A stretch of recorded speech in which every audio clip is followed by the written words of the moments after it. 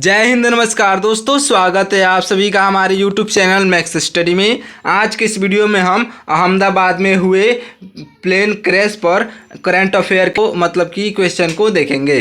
तो दोस्तों आज के इस वीडियो में पूरा बने रहिएगा। चलिए वीडियो को स्टार्ट करते हैं। देखिए आपका पहला प्रश्न है, अहमदाबाद में एयर इंडिया की उड़ान AI-171 दुर्घटना किस तारीख को हुई। तो दोस्तों देखिए अहमदाबाद में एयर इंडिया की उड़ान A1A71 दुर्घटना जो है वह हुई थी आपके 12 जून 2025 को, यानी कि जो मैं आज वीडियो बना रहा हूँ 13 जून को और 12 जून को जो है ये दुर्घटना हुई थी। तो आपका right answer option number B हो जाएगा।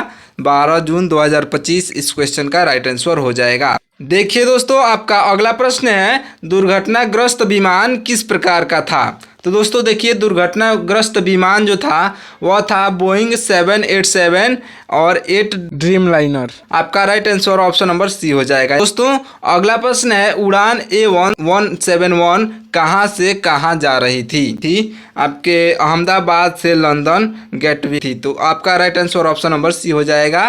अहमदाबाद से लंदन गेटविक में जा रही थी। चलिए दोस्तों आपका अगला प्रश्न है, दुर्घटना के समय विमान में कुल कितने लोग यानी कि यात्री और चालक दोनों मिलाकर कितने लोग सवार थे। तो दोस्तों देखिए दुर्घटना के समय जो है वह सवार थे 242 लोग। चलिए आगे उससे जुड़े प्रश्न देखते हैं। देखिए अगला प्रश्न है, दुर्घटना में कितने चालक दल के सदस्य मारे गए। तो दोस्तों देखिए दुर्घटना में जो है वह कुल 12 चालक के सदस्य जो है मारे गए, क्योंकि कुल 12 सदस्य जो थे चालक के थे और पूरे के पूरे लोग मारे गए। तो आपका right answer option number B हो जाएगा। चलिए अगले प्रश्न की ओर बढ़ते हैं। अगला प्रश्न है, दुर्घटना में कुल कितने लोग जमीन पर हताशते सहित मारे गए PTI के अनुसार। दोस्तों PTI एक न्यूज़ है, मतलब वो बताता है।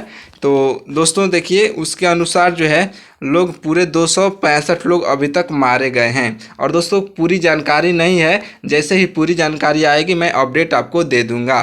तो दोस्तों अभी यानी कि 13 जून तक दोस्तों 265 लोग से अधिक मारे गए हैं। चलिए अगला प्रश्न है, दोस्तों दुर्घटना में कितने लोग जीवित बचे। तो दोस्तों देखिए दुर्घटना में जो है एक व्यक्ति जो है जीवित बच गए थे। चलिए अगला प्रश्न है, एकमात्र जीवित बचा व्यक्ति किस राष्ट्रीयता का था। देखिए दोस्तों एक जीवित बचा व्यक्ति जो है वह थे ब्रिटिश राष्ट्रीयता का। देखिए दोस्तों अगला प्रश्न है, एकमात्र जीवित बचे व्यक्ति का नाम क्या है। तो दोस्तों एकमात्र बचे जीवित व्यक्ति का नाम जो है दोस्तों यहाँ पे मिसिंग है, यहाँ पे विश्वास कुमार रमेश होगा। आपका राइट आंसर विश्वास कुमार रमेश हो जाएगा। चलिए अगला प्रश्न है, दोस्तों विमान दुर्घटनाग्रस्त होने के बाद अहमदाबाद में किस मेडिकल कॉलेज में प्रभावित किया, किस मेडिकल कॉलेज को प्रभावित किया, यानी कि कहाँ पे क्रैश हुआ था। तो दोस्तों देखिए जो है अहमदाबाद में आपके BJ मेडिकल कॉलेज, दोस्तों BJ मेडिकल कॉलेज को प्रभावित किया। आपका right answer option number B हो जाएगा, यानी कि BJ मेडिकल कॉलेज पर क्रैश हुआ था। चलिए दोस्तों अगला प्रश्न है, BJ मेडिकल कॉलेज परिसर के कितने मेडिकल छात्र मारे गए। तो दोस्तों BJ मेडिकल कॉलेज परिसर के जो है लगभग आपके कम से कम 5 छात्र मारे गए। दोस्तों इसकी कोई अभी सही आंकड़े नहीं आए हैं, जैसे ही आएंगे तो मैं आपको अपडेट दे दूंगा। अभी तो याद रखिए कम से कम 5 से अधिक लोग मारे गए हैं। चलिए दोस्तों अगला प्रश्न है, दुर्घटना के बाद ज़मीन पर कितने लोग घायल हुए। दोस्तों देखिए दुर्घटना के बाद जो है ज़मीन पर लगभग 70 से अधिक लोग घायल हो गए थे। अच्छे से याद रखिएगा, right answer option number D हो जाएगा। चलिए दोस्तों अगला प्रश्न है, दुर्घटना स्थल पर कितने बॉडी बैग का उपयोग किया गया। तो दोस्तों दुर्घटना स्थल पर जो है बॉडी बैग का उपयोग किया गया था कुल 290 से अधिक। दोस्तों 290 से अधिक यानी कि 300 से भी अधिक कह सकते हैं। तो आपका right answer option number D होगा, यानी कि 300 से अधिक। दोस्तों जैसे ही पूरी जानकारी आएगी मैं उसको आपको मतलब बता दूंगा। चलिए देखिए अगला प्रश्न है, दुर्घटनाग्रस्त विमान बोइंग 787 ड्रीमलाइनर की कौन सी दुर्घटना थी। तो दोस्तों देखिए आपका राइट आंसर हो जाएगा पहली दुर्घटना। दोस्तों इससे पहले ये प्लेन कभी भी क्रैश नहीं हुआ था। देखिए दोस्तों अगला प्रश्न है, बोइंग 87 ड्रामलाइनर को किस वर्ष पेश किया गया था? तो दोस्तों देखिए, ये पेश किया गया था 2009 में। ऑप्शन नंबर सी 2009 बिल्कुल राइट आंसर हो जाएगा, यानी कि लॉन्च किया गया था 2009 में। चलिए अगला प्रश्न है, दुर्घटना से पहले विमान ने दोस्तों हवाई यातायात नियंत्रण को कौन सा आपातकालीन संकेत भेजा था?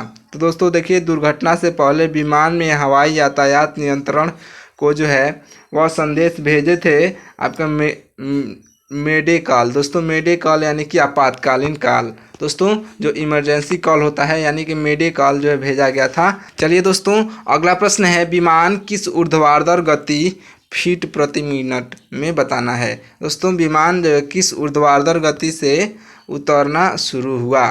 तो दोस्तों देखिए, आपका राइट आंसर हो जाएगा ऑप्शन नंबर सी 475 फीट प्रति मिनट के हिसाब से उतरना यानी कि गिरना शुरू किया था। Option number C right answer हो जाएगा।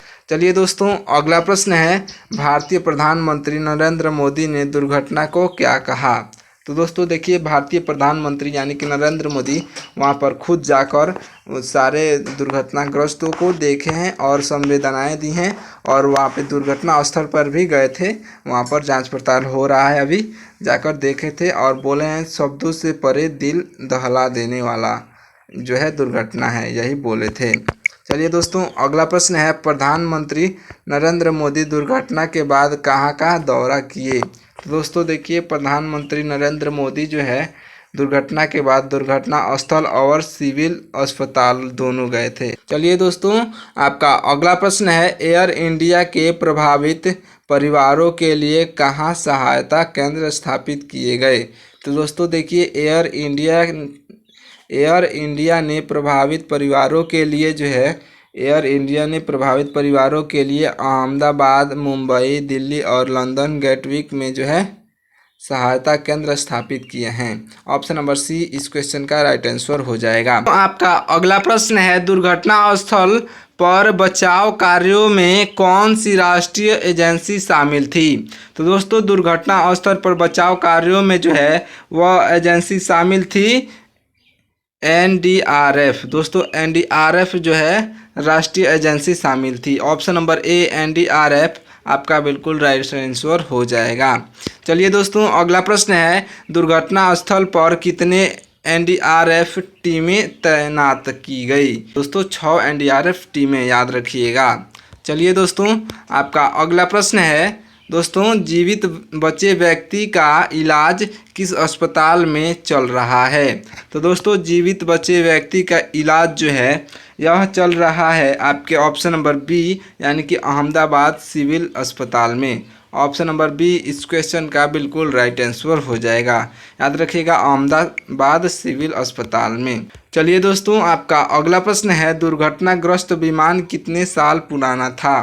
तो दोस्तों दुर्घटनाग्रस्त विमान जो है वह लगभग 11 साल पुराना था। ऑप्शन नंबर सी 11 साल इस क्वेश्चन का बिल्कुल राइट आंसर हो जाएगा। चलिए दोस्तों अगला प्रश्न है, दुर्घटना के बाद शवों को यानी कि लाशों को पहचान के लिए कौन सी प्रक्रिया शुरू की गई थी? तो दोस्तों देखिए, दुर्घटना के बाद शव को पहचान के लिए जो है प्रक्रिया शुरू की गई थी DNA सैंपलिंग, यानी कि DNA का सैंपल लेके और उनकी पहचान करी जा रही थी। Option number C DNA sampling आपका राइट आंसर हो जाएगा।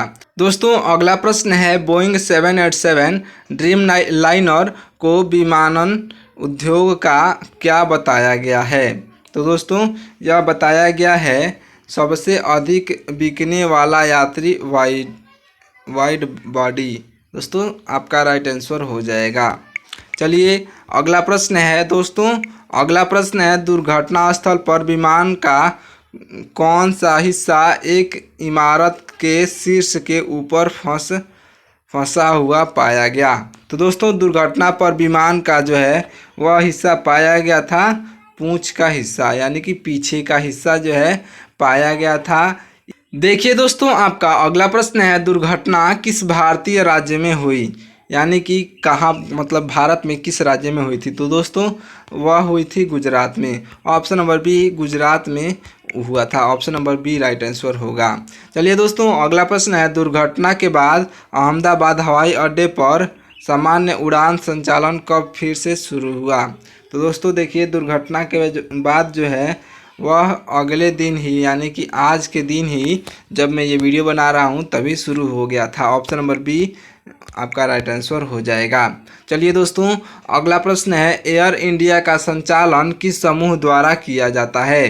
तो दोस्तों एयर इंडिया का संचालन जो है वह किया जाता है आपके ऑप्शन नंबर बी यानी कि टाटा समूह द्वारा। अगला प्रश्न है, दुर्घटना स्थल पर आग बुझाने के लिए किसने पानी डाला? तो दोस्तों देखिए दुर्घटना स्थल पर आग बुझाने के लिए जो है दमकल कर्मी ने जो है पानी डाला है, यानी कि आग लगते ही दमकल वाले आ गए थे आग को बुझाने, फायर ब्रिगेड जिसको हम लोग बोलते हैं। देखिए अगला प्रश्न है, किस पूर्व भारतीय मुख्यमंत्री की दुर्घटना में मृत्यु हो गई? तो दोस्तों वो कौन से पूर्व भारतीय मुख्यमंत्री जो हैं कि उनकी दुर्घटना में मृत्यु हो गई इसी दुर्घटना में? तो आपका राइट आंसर हो जाएंगे दोस्तों वह मुख्यमंत्री थे आपके विजय रूपाणी।